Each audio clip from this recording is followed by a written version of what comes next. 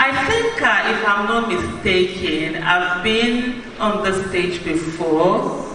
So whether it's this particular program, I'm not sure, where I spoke about the fact that we needed millions of people on the streets. And we're saying it today. So why did this happen? And I love what you said, our tired is tired. Yeah. I mean, they keep talking about how resilient Nigerians are. I mean, they're hurting you and they're saying you like it, and that you're resistant to it and you keep going.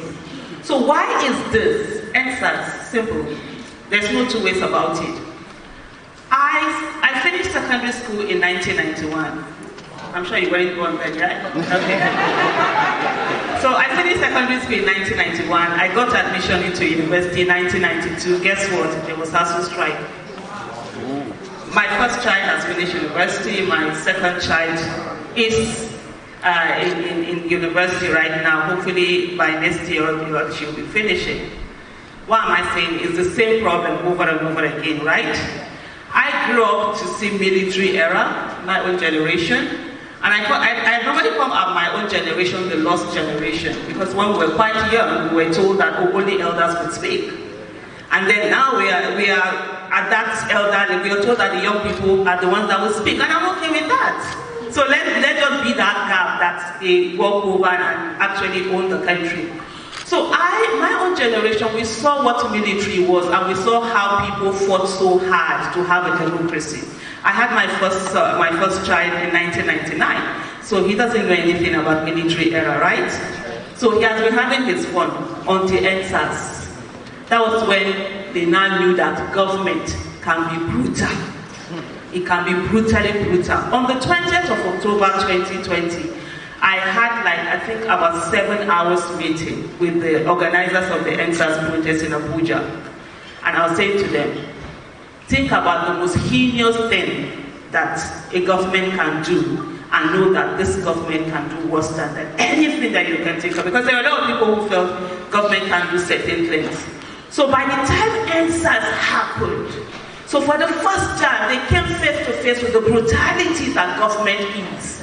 And so they started saying, we can't keep sleeping. That tired must be tired.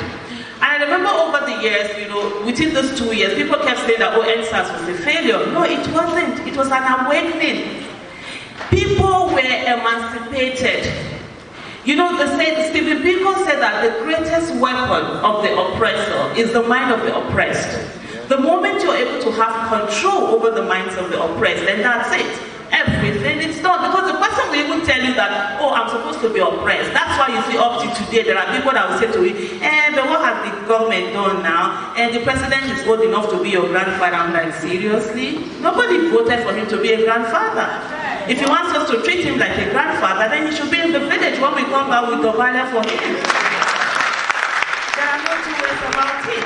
The moment you decide to be in office and you occupy the office of the president, hello, my office of the citizen is higher than your office. So when I say jump, you ask me how far. Don't tell me that I don't have the right to tell you to jump. So that is the most critical thing. So I will see a situation where by the time Nigerian youth became interested, and I think there was a video of mine that I did on October 1st when we went out for a protest, and there were quite a few people.